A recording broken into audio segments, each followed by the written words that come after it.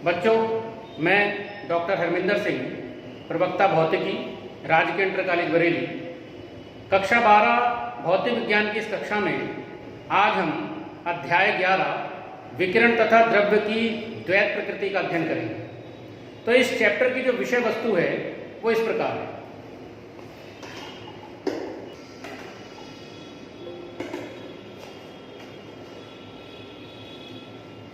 आज के हमारे चैप्टर विकिरण तथा द्रव्य की द्वैत प्रकृति की विषय वस्तु में जो पहला पॉइंट है वो है विकिरण की द्वैत प्रकृति, दूसरा पॉइंट है इलेक्ट्रॉन उत्सर्जन, तीसरा पॉइंट है प्रकाश वैद्युत प्रभाव और चौथा पॉइंट है प्रकाश वैद्युत प्रभाव का प्रायोगिक अध्ययन।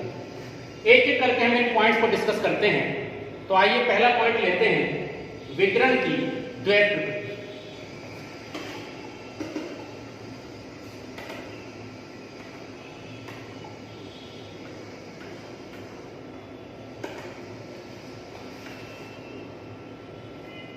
तो विषय वस्तु के अनुसार जो हमारा पहला पॉइंट है वो है विकिरण की द्वैत प्रकृति।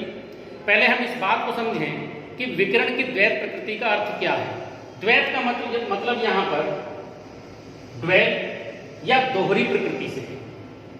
अब मैक्सवेल के विद्युत चुंबकीय तरंग सिद्धांत के अनुसार जो विकिरण की प्रकृति है वो तरंग प्रकृति है। ये आप लोगों ने पढ़ लिया। मैक्सवेल के विद्युत चुंबकीय तरंग सिद्धांत के अनुसार विकिरण की प्रकृति तरंग प्रकृति है और ये तरंगे जो हैं वो विद्युत चुंबकीय तरंगे हैं।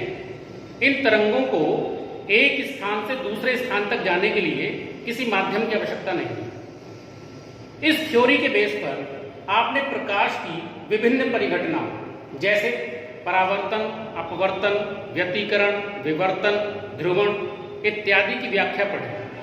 परंतु प्रकाश की कुछ परिघटनाओं जैसे प्रकाश वैद्युत प्रभाव है या कॉम्पटन प्रभाव है या अन्य ऐसी परिघटनाएं थी जिनको विकिरण की तरंग प्रकृति के आधार पर एक्सप्लेन नहीं किया जा सका। अब जब ये विकिरण की तरंग प्रकृति के आधार पर एक्सप्लेन नहीं हुई तब इन्हें मैक्स प्लांक की क्वांटम थ्योरी के आधार पर एक्सप्लेन किया गया, जिसमें विकिरण की प्रकृति को कण प्रकृति माना गया है। जिसमें विकिरण की प्रकृति को कण प्रकृति माना गया है। अब इस कण प्रकृति को मानते हुए प्रकाश वैद्युत प्रभाव, कॉम्पटन प्रभाव जैसी परिघटनाओं की सफलतापूर्वक व्याख्या कर दी गई। अब कुछ परिघटनाओं की व्याख्या जो है वो तो विकिरण की तरंग प्रकृति के आधार पर की गई और कुछ परिघटनाओं की व्याख्या विकिरण की कण प्रकृति के आधार पर की गई। इसीलिए विकिरण की प्रकृति को द्वैत प्रकृति माना गया है, जिसमें कि प्रकाश के या लाइट के कुछ फिनोमिनास वेव थ्योरी के बेस पर और कुछ फिनोमिनास जो हैं वो पार्टिकल थ्योरी के बेस पर एक्सप्लेन किए जा सकते हैं। तो ये था विकिरण की द्वैत प्रकृति। अब हम अपने नेक्स्ट पॉइंट पर आते हैं जो कि है इलेक्ट्रॉन उत्सर्जन। पहले हम इलेक्ट्रॉन उत्सर्जन को समझें, फिर उसके बाद जो ये मैंने पॉइंट्स मेंशन कर रखे हैं हम इन पॉइंट्स पर आते हैं। तो इलेक्ट्रॉन उत्सर्जन क्या है, सबसे पहले इस बात को बताना है। बच्चों, किसी धातु के अंदर जो परमाणु होते हैं उन परमाणुओं के नाभिकों के जो बाह्यतम कक्षा के इलेक्ट्रॉन्स हैं वो नाभिक से कम मजबूती से बंधे होने के कारण सामान्य ताप पर ही धातु की परिसीमा में गति करने के लिए स्वतंत्र हो जाते हैं। इन इलेक्ट्रॉन्स को हम फ्री इलेक्ट्रॉन या मुक्त इलेक्ट्रॉन कहते हैं। अब अगर इन इलेक्ट्रॉन्स को सफिशिएंट एनर्जी हम बाहर से प्रोवाइड कर दें, यानी इलेक्ट्रॉन्स को किसी एक्सटर्नल एजेंसी के थ्रू सफिशिएंट एनर्जी मिल जाए, तब ये धातु की सतह को छोड़कर बाहर आ सकते हैं। वो न्यूनतम ऊर्जा जो किसी धातु के पृष्ठ को दी जाए और उसके पृष्ठ से मुक्त इलेक्ट्रॉन सतह से बाहर आ जाएं, उस न्यूनतम ऊर्जा को हम उस धातु का कार्यफलन या वर्क फंक्शन कहते हैं। तो इसका मतलब वर्क फंक्शन वो न्यूनतम ऊर्जा है जो किसी धातु के पृष्ठ को दी जाए और उस धातु के पृष्ठ से मुक्त इलेक्ट्रॉन सराउंडिंग्स में या बाहर आ जाएं, उस न्यूनतम ऊर्जा को हम उस धातु का कार्यफलन कहते हैं। अब बच्चों आपको क्या करना है, विभिन्न धातुओं के कार्यफलन की एक लिस्ट बनानी है, जिसमें आपको पहले कार्यफलन नोट करने हैं कि किस धातु का कार्यफलन कितना है। जैसे सोडियम का कार्यफलन कितना है, पोटेशियम का कार्यफलन कितना है, मैग्नीशियम का कार्यफलन कितना है, जिंक का कार्यफलन कितना है। फिर इनको आपको इंक्रीजिंग ऑर्डर में लगाना है। सबसे कम कार्यफलन किसका, फिर उससे अधिक किसका, फिर उससे अधिक किसका, फिर उससे अधिक किसका। ये टास्क करते हैं। अब हम इस टॉपिक को एक्सटेंड करते हैं। जब हमने ये समझ लिया कि धातु का कार्यफलन क्या है, अब हम आते हैं कि अगर हम विभिन्न रूपों में किसी धातु के पृष्ठ पर ऊर्जा आपतित करते हैं, तब इलेक्ट्रॉन उत्सर्जन के विभिन्न प्रकार क्या हो सकते हैं। ये प्रकार हो सकते हैं तापायनिक उत्सर्जन, क्षेत्र उत्सर्जन, द्वितीयक उत्सर्जन, स्वतः उत्सर्जन, प्रकाश विद्युत उत्सर्जन। इन पॉइंट्स को एक एक करके हम डिस्कस करते हैं। पहले पॉइंट, तापायनिक उत्सर्जन क्या है। तापायनिक उत्सर्जन का अर्थ है जब किसी धातु के पृष्ठ पर धातु को गर्म किया जाता है, तब उसकी सतह से जो इलेक्ट्रॉन उत्सर्जित होते हैं, उस परिघटना को हम तापायनिक उत्सर्जन कहते हैं। और इन इलेक्ट्रॉन्स को, जो कि धातु की सतह से निकल के बाहर आ रहे हैं, उन इलेक्ट्रॉन्स को हम तापायन कहते हैं। ऐसे ही क्षेत्र उत्सर्जन क्या है। क्षेत्र उत्सर्जन का अर्थ है अगर किसी धातु के पृष्ठ पर हम उच्च वैद्युत क्षेत्र अप्लाई कर दें। उच्च वैद्युत क्षेत्र में भी जो क्षेत्र होगा वो करीब करीब 10⁸ वोल्ट पर मीटर के ऑर्डर का होना चाहिए। जब इस उच्च वैद्युत क्षेत्र को हम धातु के पृष्ठ पर लगाएंगे, तब उससे अगर इलेक्ट्रॉन उत्सर्जित होते हैं तो इस उत्सर्जन को हम क्षेत्र उत्सर्जन कह सकते हैं। ऐसे ही एक नेक्स्ट पॉइंट है द्वितीयक उत्सर्जन। द्वितीयक उत्सर्जन का मतलब है जब हाई एनर्जेटिक इलेक्ट्रॉन्स को किसी धातु के पृष्ठ पर आपतित किया जाता है, तब ये एनर्जेटिक इलेक्ट्रॉन्स मुक्त इलेक्ट्रॉनों को, जो कि धातु की सतह के अंदर उपस्थित हैं, अपनी ऊर्जा स्थानांतरित कर देते हैं। और जब उन मुक्त इलेक्ट्रॉन्स को सफिशिएंट एनर्जी प्राप्त हो जाती है धातु की सतह से बाहर निकलने के लिए, तब वो धातु की सतह से बाहर आ सकते हैं। तो इस प्रकार का जो उत्सर्जन है वो द्वितीयक उत्सर्जन कहलाता है। एक स्वतः उत्सर्जन है। स्वतः उत्सर्जन का मतलब है कुछ रेडियोएक्टिव पदार्थ ऐसे हैं जिससे कि स्वतः यानी स्पॉन्टेनियसली अपने आप कुछ पार्टिकल्स जो हैं या कुछ वेव्स जो हैं वो उस पृष्ठ से बाहर निकलने लगती हैं, जिन्हें कि हम बीटा पार्टिकल्स, अल्फा पार्टिकल्स या रेज कह सकते हैं। ऐसे ही एक है प्रकाश वैद्युत उत्सर्जन। किसी धातु के पृष्ठ पर एक निश्चित आवृत्ति का प्रकाश जब हम सतह पर डालते हैं, तब उसकी सतह से इलेक्ट्रॉन उत्सर्जन की जो परिघटना है वो प्रकाश विद्युत उत्सर्जन कहलाती है, जिसका हमें आज यहाँ पर डिटेल पढ़नी है कि प्रकाश विद्युत उत्सर्जन या प्रकाश वैद्युत प्रभाव क्या है। तो जो हमारा नेक्स्ट पॉइंट है वो यही है, प्रकाश वैद्युत प्रभाव।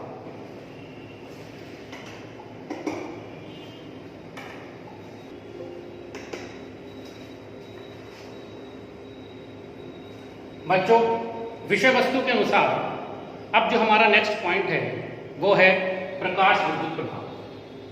तो सबसे पहले इस पॉइंट के अंदर हम ये जानेंगे कि प्रकाश विद्युत प्रभाव परिघटना की खोज कैसे हुई। इस खोज में जो मुख्य नाम शामिल हैं वो है हर्ट्ज, हॉलबॉक्स और लेनार्ड। एक एक करके हम इसकी चर्चा करेंगे। तो सबसे पहले बात करते हैं हर्ट्ज के परीक्षण की। जो प्रकाश वैद्युत प्रभाव परिघटना है, इसकी खोज हर्ट्ज ने 1887 में तब की जब वे अपना इलेक्ट्रोमैग्नेटिक वेव की उत्पत्ति संबंधी प्रयोग कर रहे थे।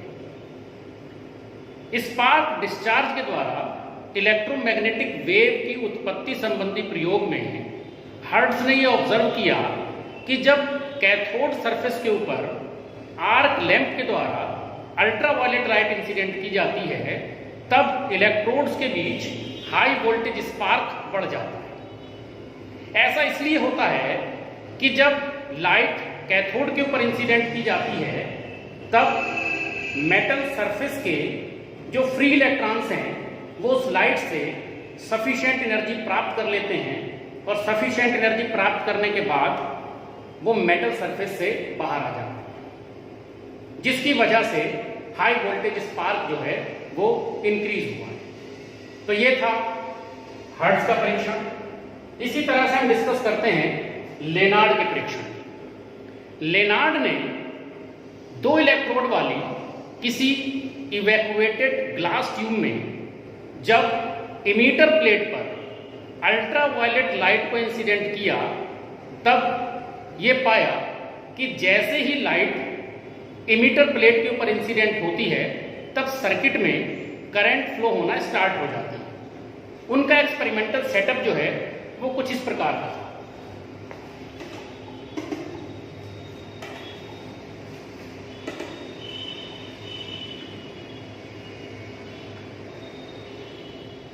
यहां पर लेनार्ड के उस एक्सपेरिमेंटल सेटअप को प्रदर्शित किया गया है जिसके द्वारा प्रकाश वैद्युत प्रभाव परिघटना की खोज संबंधी प्रयोग उन्होंने किया है, जिसमें ये इवैक्यूएटेड ग्लास ट्यूब है जिसके अंदर ये 2 इलेक्ट्रोड्स हैं, जिसमें इस एमिटर सरफेस के ऊपर जब अल्ट्रावायलेट लाइट को इंसिडेंट किया गया है तब इस मेटल सरफेस से इलेक्ट्रॉन्स एमिट हुए हैं और फील्ड के कारण प्लेट ए के द्वारा वो अट्रैक्ट कर लिए गए हैं और सर्किट के अंदर करंट फ्लो हो गई है। जैसे ही लाइट को सरफेस पर डालना बंद किया गया, जो करंट है वो फ्लो होना बंद हो गई है। लाइट को फिर से इंसिडेंट किया गया तो करंट फिर से फ्लो होने लगी, जिसका अर्थ है कि लाइट के इफेक्ट के कारण ही ये करंट जो है वो फ्लो हो रही है। इसी तरह से हॉलवेक्स ने 1888 में इस स्टडी को और आगे बढ़ाया। उनका जो एक्सपेरिमेंटल सेटअप है वो कुछ इस तरह का था।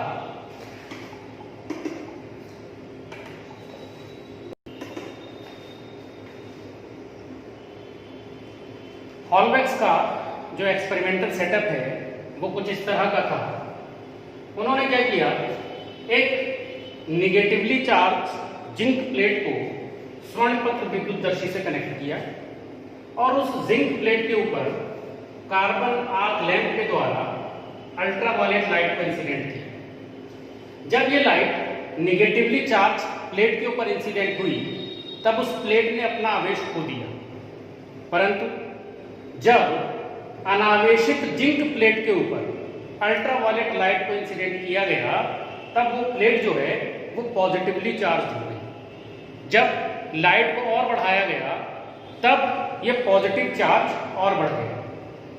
इन प्रयोगों से ये स्पष्ट हो गया कि लाइट को जब हम मेटल सरफेस के ऊपर इंसिडेंट कर रहे हैं तब मेटल सरफेस से निगेटिवली चार्ज पार्टिकल जो है वो बाहर आ गए हैं, जिसकी वजह से ये घटना घटित हो गई। अब 1897 में इलेक्ट्रॉन की खोज के बाद ये बात स्पष्ट हो गई कि ये निगेटिवली चार्ज पार्टिकल जो हैं वो इलेक्ट्रॉन्स ही हैं, जो कि लाइट के इंसिडेंट होने के बाद मेटल सरफेस से बाहर आ रहे हैं।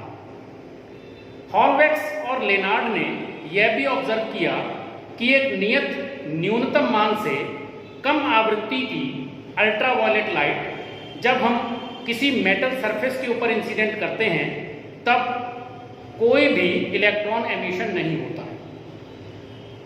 ये न्यूनतम आवृत्ति जो है वो उस मेटल सरफेस की देहली आवृत्ति या थ्रेशोल्ड फ्रीक्वेंसी कहलाती है। लेनार्ड और हॉलवेक्स ने यह भी ऑब्जर्व किया कि जिंक, कैडमियम और मैग्नीशियम जैसी धातुओं से कम वेवलेंथ की अल्ट्रावायलेट लाइट जब इन धातुओं के ऊपर इंसिडेंट की जाती है तब इलेक्ट्रॉन एमिशन पॉसिबल होता है, जबकि सोडियम, पोटेशियम, लिथियम, रुबिडियम जैसी धातुओं से दृश्य प्रकाश में भी इलेक्ट्रॉन एमिशन पॉसिबल हो सकता है। हर्ट्ज, हॉलवेक्स तथा लेनार्ड के प्रयोगों की सहायता से आप लोगों ने यह समझा कि प्रकाश वैद्युत प्रभाव परिघटना की खोज कैसे हुई। अब विषय वस्तु के आधार पर जो हमारा लास्ट पॉइंट है वो है प्रकाश वैद्युत प्रभाव का प्रायोगिक अध्ययन। इस प्रायोगिक अध्ययन का जो एक्सपेरिमेंटल सेटअप है वो इस प्रकार है।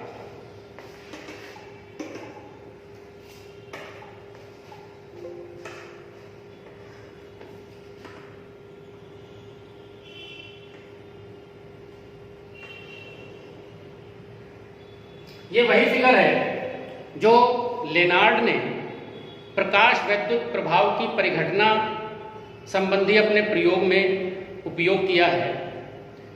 इस एक्सपेरिमेंटल सेटअप का उस समय डिटेल मैंने नहीं बताई थी आपको, अब इसकी डिटेल में बता रहा हूँ कि इसमें क्या क्या पार्ट्स जो हैं वो कनेक्टेड हैं और इससे हम क्या कर सकते हैं। तो देखिए, सबसे पहले इसमें ये एक ग्लास ट्यूब है जिसके अंदर 2 इलेक्ट्रोड्स C और A लगे हुए हैं। जो C है वो प्रकाश संवेदी पट्टिका है जिसे कि हम एमिटर प्लेट भी कह सकते हैं। जो A है वो कलेक्टर प्लेट है। ये W जो है वो एक क्वार्ट्ज गवाक्ष है यानी क्वार्ट्ज विंडो है। S जो है वो लाइट सोर्स है जहां से अल्ट्रावायलेट लाइट जो है प्रोड्यूस होगी और इस क्वार्ट्ज विंडो के थ्रू प्लेट C के ऊपर इंसिडेंट होगी। ये जो है ध्रुव दिशा दिक परिवर्तक है जिसकी हेल्प से हम कैथोड और एनोड का ध्रुव जो है यानी प्लेट C और प्लेट A के ध्रुव को जो है वो चेंज कर सकते हैं। माइक्रो एमीटर की हेल्प से हम करंट को नोट कर सकते हैं और यहां से हम कैथोड और एनोड के बीच जो है पोटेंशियल डिफरेंस को मेजर कर सकते हैं। इससे एक काम और किया जा सकता है, प्रकाश की तीव्रता को हम कम या ज्यादा कर सकते हैं और प्रकाश की आवृत्ति को भी हम घटा बढ़ा सकते हैं। इस प्रायोगिक व्यवस्था का उपयोग हम प्रकाशिक धारा के विकिरण की तीव्रता, आपतित विकिरण की आवृत्ति, A तथा C के बीच विभवांतर और C के पदार्थ की प्रकृति के साथ परिवर्तन के अध्ययन के लिए कर सकते हैं। अब एक एक करके हम इनका अध्ययन करेंगे, जिसमें सबसे पहले हम अध्ययन करेंगे कि प्रकाश विद्युत धारा पर प्रकाश की तीव्रता का क्या प्रभाव है।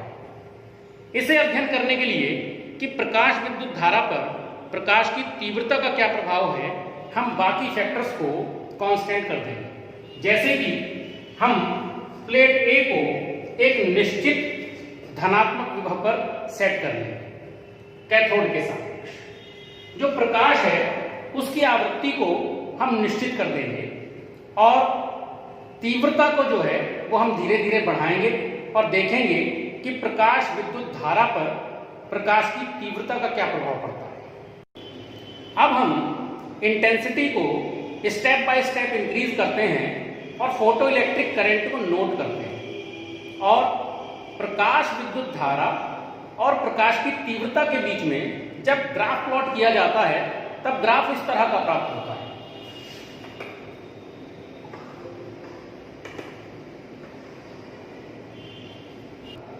ग्राफ ये प्रदर्शित कर रहा है कि जिस रेशो में प्रकाश की तीव्रता बढ़ी है उसी रेशो में प्रकाश विद्युत धारा का मान बढ़ा है, तभी ग्राफ जो है वो स्ट्रेट लाइन प्राप्त हुआ होगा।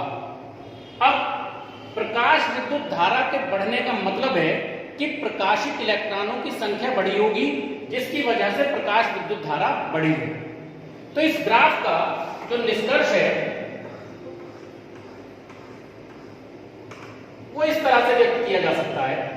ये ग्राफ से प्राप्त निष्कर्ष है कि जो प्रकाशित धारा है वो उत्सर्जित होने वाले प्रति सेकंड इलेक्ट्रॉनों की संख्या के अनुक्रमानुपाती है। अतः उत्सर्जित होने वाले प्रति सेकंड प्रकाशित इलेक्ट्रॉनों की संख्या आपतित विकिरण की तीव्रता के समानुपाती है। तो इस तरह से हमने प्रकाश की तीव्रता से प्रकाश विद्युत धारा किस तरह इंक्रीज होती है इसका अध्ययन किया। इसके बाद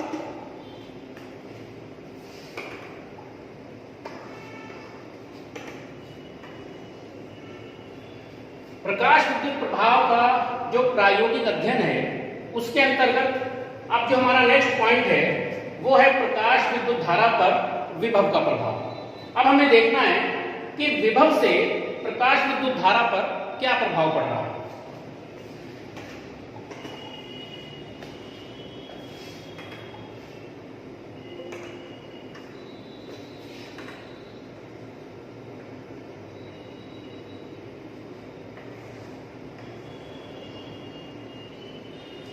प्रकाश विद्युत धारा पर विभव के प्रभाव का अध्ययन करने के लिए हमें एक्सपेरिमेंटल सेटअप में क्या चेंजिंग करनी है। सबसे पहले ये जो हमारे पास प्लेट सी है, इस प्लेट सी के ऊपर हमें एक निश्चित आवृत्ति और एक निश्चित तीव्रता के प्रकाश के लिए प्रकाश का समायोजन करना है और एनोड को यानी एनोड प्लेट को या कलेक्टर प्लेट को इस प्लेट सी के सापेक्ष एक धन विभव पर रखना है। अब इस पॉजिटिव पोटेंशियल की वैल्यू को हमें इंक्रीज करते जाना है और करस्पॉन्डिंग करंट को नोट करना है। जब हम विभव को यानी धनात्मक विभव को बढ़ाते चले जाएंगे और करंट को नोट करेंगे और दोनों के बीच में ग्राफ प्लॉट करेंगे तो ग्राफ इस तरह का प्राप्त होगा।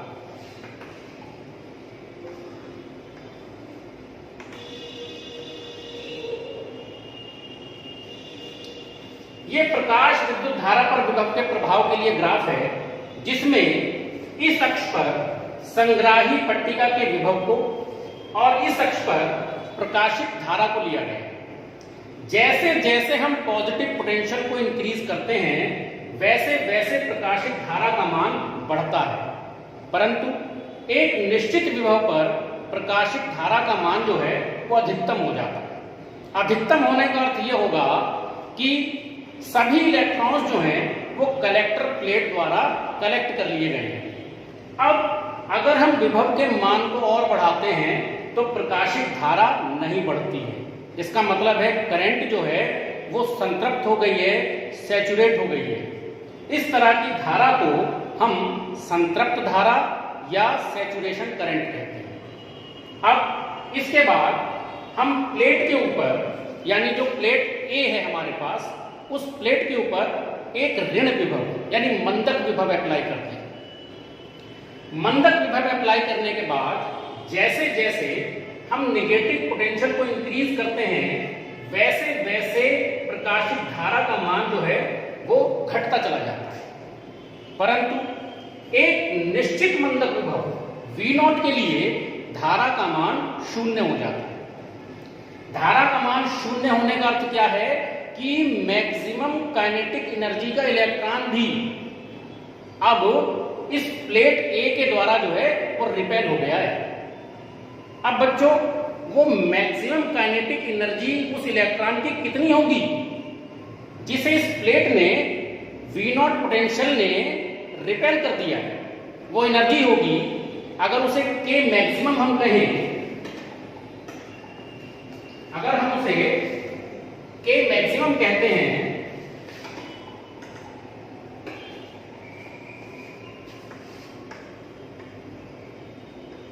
तो इसकी वैल्यू जो है वो EV0 होगी।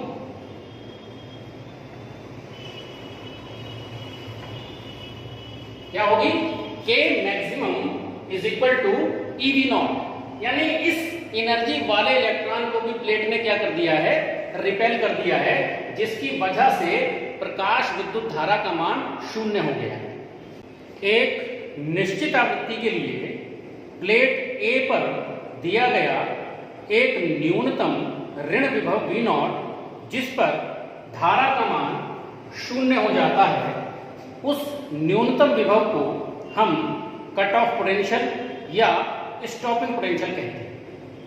अब अगर हम तीव्रता का मान I1 से बढ़ाकर I2 और I2 से बढ़ाकर I3 कर दें, तब देखते हैं कि क्या परिवर्तन होता है।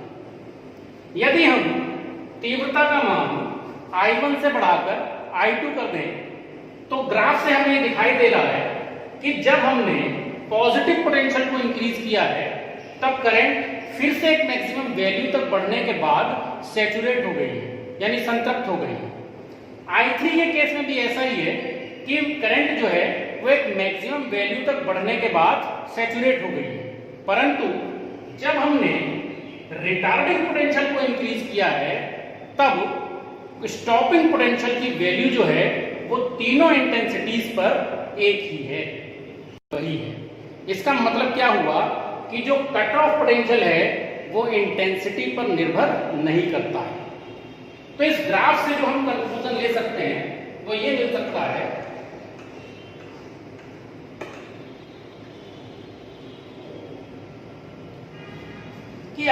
विकिरण की एक निश्चित आवृत्ति के लिए निरोधी विभव इसकी तीव्रता से स्वतंत्र होता है, या दूसरे शब्दों में प्रकाशित इलेक्ट्रॉन की उच्चतम गतिज ऊर्जा आपतित विकिरण की तीव्रता पर निर्भर नहीं करती। इसके बाद हम अपना नेक्स्ट पॉइंट डिस्कस करते हैं।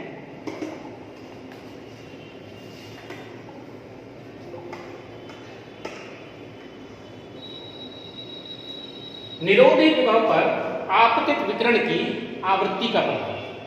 अब हमें यह देखना है कि कट ऑफ पोटेंशियल पर इंसिडेंट रेडिएशन की फ्रीक्वेंसी का क्या प्रभाव पड़ता है। इस प्रभाव का अध्ययन करने के लिए सबसे पहले हम क्या करेंगे, जो हमारे पास प्लेट सी है उस पर विभिन्न आवृत्तियों परंतु एक तीव्रता के लिए प्रकाश का हमें समायोजन करना है, और प्लेट ए पर लगे पॉजिटिव पोटेंशियल को हमें इंक्रीज करना है, और इंक्रीज करने के बाद करंट को नोट करना है। तो ग्राफ जो हमें दिखाई देगा वो इस तरह का दिखाई देगा।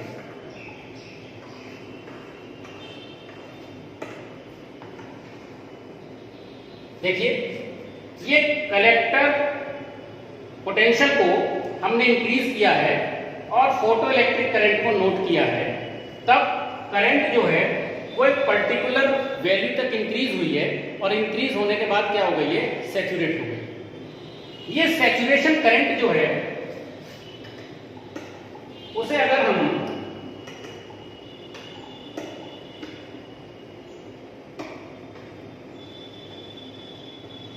I1 कंसीडर करते हैं। अब इस सैचुरेशन करंट के अंतर्गत हमारे पास जो प्रकाश की आवृत्तियां हैं वो ν1, ν2, ν3 तीन आवृत्तियों को यहां पे ग्राफ में प्रदर्शित किया गया है। ν1 आवृत्ति के करस्पॉन्डिंग जो कट ऑफ पोटेंशियल है वो V01 है, ν2 के करस्पॉन्डिंग जो कट ऑफ पोटेंशियल है वो V02 है, ν3 के करस्पॉन्डिंग जो कट ऑफ पोटेंशियल है वो V03 है। इसका मतलब है जैसे जैसे हम फ्रीक्वेंसी को इंक्रीज कर रहे हैं, ये ऑर्डर लिखा हुआ फ्रीक्वेंसी का, कि जैसे जैसे हम फ्रीक्वेंसी को इंक्रीज कर रहे हैं वैसे वैसे कट ऑफ पोटेंशियल की वैल्यू जो है वो इंक्रीज होती चली जाती है। तो इसका अर्थ क्या हुआ कि फ्रीक्वेंसी को इंक्रीज करने से इलेक्ट्रॉन्स की काइनेटिक एनर्जी इंक्रीज हो रही होगी, जिसकी वजह से अब प्लेट को, कौन सी प्लेट को, जिसे हमने ए नाम दे रखा, उस प्लेट को इलेक्ट्रॉन को रिपेल करने में और ज्यादा एनर्जी की आवश्यकता हो रही है, जिसकी वजह से रिटार्डिंग पोटेंशियल की वैल्यू जो है वो इंक्रीज होती चली जा रही है। अगर हम विभिन्न धातुओं के लिए रिटार्डिंग पोटेंशियल और फ्रीक्वेंसी के बीच ग्राफ प्लॉट करें तो ग्राफ इस तरह का प्राप्त होगा।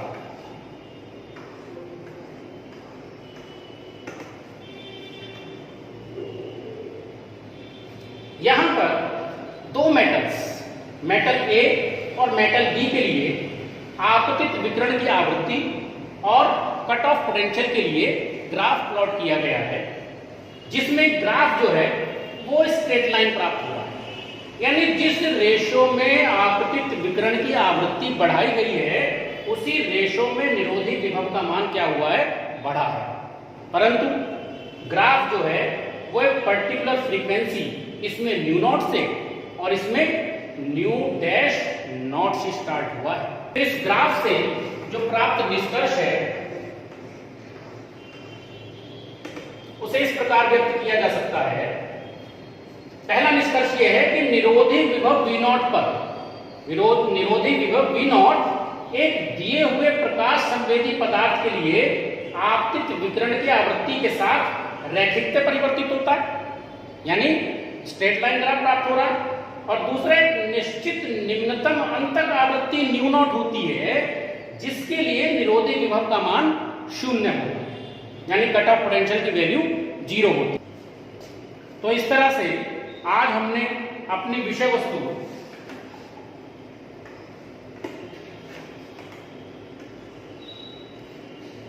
विकिरण की द्वैत प्रकृति, इलेक्ट्रॉन उत्सर्जन, प्रकाश विद्युत प्रभाव और प्रकाश विद्युत प्रभाव का प्रायोगिक अध्ययन का जो है वो अध्ययन किया। अब बच्चों, आप लोगों को क्या करना है कि जो प्रकाश विद्युत प्रभाव का प्रायोगिक अध्ययन के अंतर्गत हमें डिफरेंट कंक्लूजन्स मिले हैं, उन कंक्लूजन्स का आपको एक सारांश बनाना है। यानी जो हमें एंड रिजल्ट्स प्राप्त हुए हैं 3 प्रकार के प्रयोगों में, जो हमने तीव्रता के सापेक्ष प्रकाशित धारा को नोट किया है, विभव के सापेक्ष प्रकाशित धारा को नोट किया है और कट ऑफ पोटेंशियल और आवृत्ति के प्रभाव का अध्ययन किया है, तो इनका जो हमें कंक्लूजन मिल रहा है उसके सारांश को आपको नोट करना है। और नेक्स्ट वीडियो में जो वो सारांश हमें मिल रहे हैं उन सारांश को हम Einstein photo electric effect equation की हेल्प से एक्सप्लेन करेंगे। Thank you.